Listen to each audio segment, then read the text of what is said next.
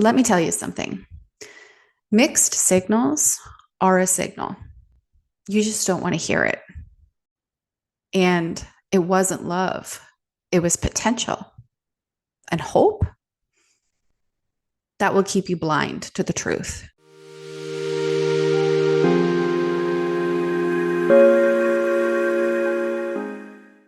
Let's talk about the difference between love and longing. If you've ever been in a relationship, romantic or otherwise, where you felt like you were constantly guessing, wondering where you stood, holding on to breadcrumbs and calling it a meal, that wasn't because they were confusing. That was because you were hoping they would see your worth, hoping the version of them you glimpsed once would come back, hoping the way they made you feel on day one meant something lasting. But here's the truth. When somebody shows you inconsistency, that is who they are. Not the fantasy version you're holding on to, not the potential you've projected onto them, and not the version of them when they were trying for that brief moment of time. You weren't in love. You were in hope. Hope that you could be the one that would finally make them open up. Hope that your love could heal them. Hope that if you just held on long enough, they would become the version you saw underneath. And that's not love. That's emotional labor, and that's a trauma response.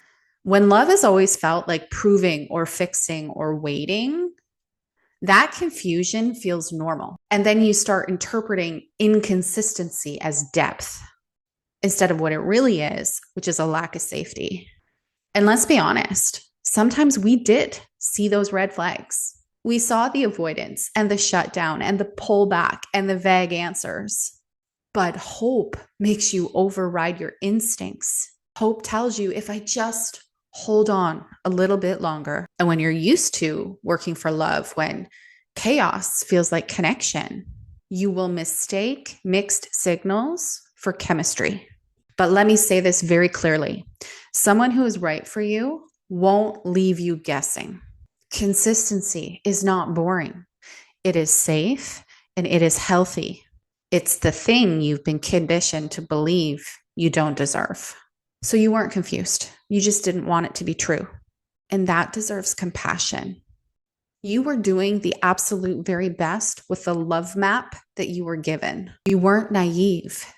You were hopeful. But there comes a point in our healing where hope stops becoming sacred and it starts becoming self-abandonment. And you get to choose differently. You get to stop waiting for somebody to become who they could be and start choosing people who already are.